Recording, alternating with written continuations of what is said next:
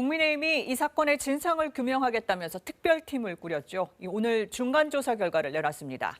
자진 월북이라는 판단 근거가 부실하다, 조작 단서를 확보했다고 밝혔는데 당시 청와대 인사와 민주당은 즉시 반박하고 나섰습니다. 최유경 기자가 보도합니다.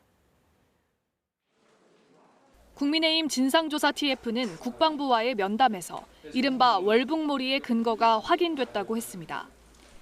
그동안 가장 확실한 증거로 꼽혔던 북한 군인들 사이의 대화 감청 내용을 간접적으로 확인했더니 월북이란 단어가 단 한 차례 등장하는 데 그쳤다는 겁니다.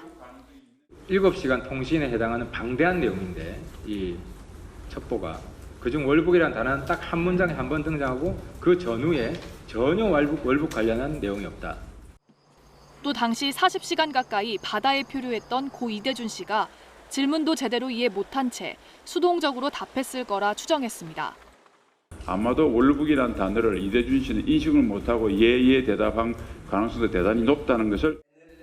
이에 대해 서주석 당시 청와대 국가안보실 1차장은 당시 정황을 이해하기 위해선 전체 첩보 내용을 봐야 한다며 월북 판단을 굽히지 않았습니다.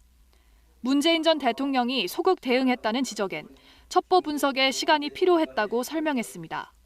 통신 첩보를 녹취하고 해석하는 것, 그리고 여러 출처에서 나오는 조각된 첩보들을 종합하고 분석하는 데는 일정한 시간이 걸립니다.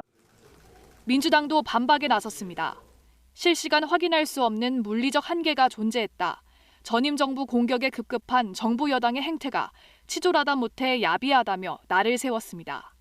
당시 해경과 군은 최선을 다해 조사하고 수색에 임했습니다. 정부 자산을 이용해서 전임 정부를 흠집내려는 것 아닌가.